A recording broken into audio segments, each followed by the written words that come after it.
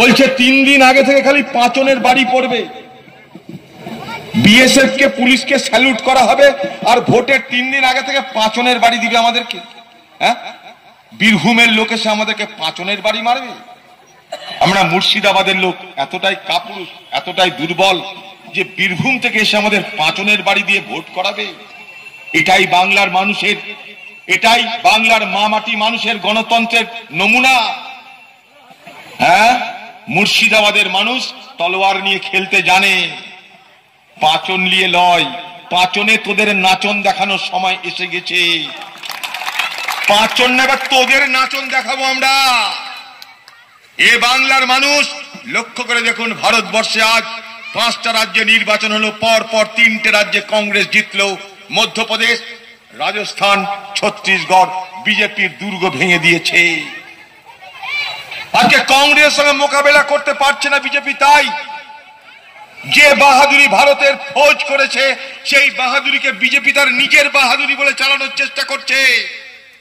ভারতবর্ষের ফৌজ পাকিস্তানকে 48 সালে হারিয়েছে, 65 সালে হারিয়েছে, 71 সালে হারিয়েছে, 98 সালে হারিয়েছে। বরাবর ভারতবর্ষের ফৌজ পাকিস্তানকে হারিয়েছে। তা নিয়ে কংগ্রেস কখনো রাজনীতি করতে জানি, কিন্তু আজ পাকিস্তানের ভেতরে ঢুকে ভারতবর্ষের ফৌজ যখন হামলা চালিয়ে ফিরে আসে, তার জন্য আমরা যখন সবাই গর্ববোধ করি, তখন ভারতবর্ষের সরকার বলে এটা আমাদের কৃতিত্ব। আমরা বলি ফৌজের কৃতিত্ব। সেই ফৌজ সকলের, হিন্দুর নয়, মুসলমানের নয়, সকলের ফৌজের নাম ভারতীয় ফৌজ। সেই ভারতীয় ফৌজ আজকে পাকিস্তানের বিরুদ্ধে লড়ে আমাদের রক্ষা করছে। তাদের নিয়ে রাজনীতি করা মানায় না। কিন্তু আজ বিজেপি সরকার এতটাই মরিয়া যে ভারতবর্ষের ফৌজের কৃতিত্বকে নিজের কৃতিত্ব বলে জাহির করতে চাইছে। তাদের কাছে আর কোনো রাজনৈতিক অস্ত্র নেই। কৃষকের দুরবস্থা, কৃষকের ফসলের দাম নেই, বেকার যুবকের চাকরি নেই, সারা ভারতবর্ষ জুড়ে এক হাহাকার অবস্থা। আজকে ভারতবর্ষের প্রধানমন্ত্রী নরেন্দ্র মোদী, সে বলেছিল কৃষকের নাকি 2 গুণ আয় বাড়িয়ে দিবে। পশ্চিমবঙ্গের মুখ্যমন্ত্রী মমতা ব্যানার্জি, সে বলছে কৃষকের 3 গুণ আয় নাকি বেড়েই গেছে।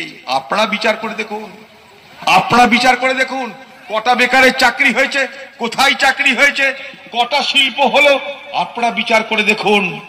আপনাদের বিচারের উপরে নির্ভর করে থাকি আমরা।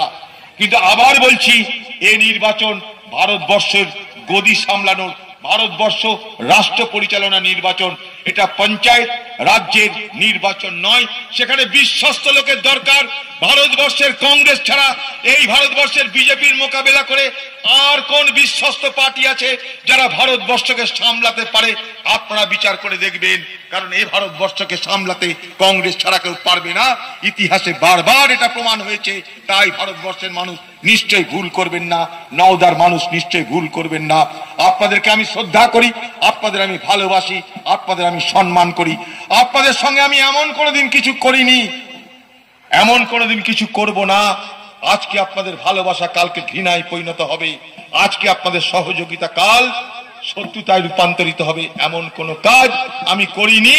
তাই এই এলাকার মানুষকে আমি সম্মান করি, শ্রদ্ধা করি। যা ভালো মনে হবে আপনারা তাই করবেন, কিন্তু ভারতবর্ষের কথা বিবেচনা করে সিদ্ধান্ত নেবেন। আপনাদের সিদ্ধান্তের উপর পূর্ণ আস্থা রেখে আপনাদের আমার শ্রদ্ধা, সালাম, স্নেহ, ভালোবাসা জানিয়ে আমার বক্তব্য শেষ করছি। জয় হিন্দ, বন্দে মাতরম।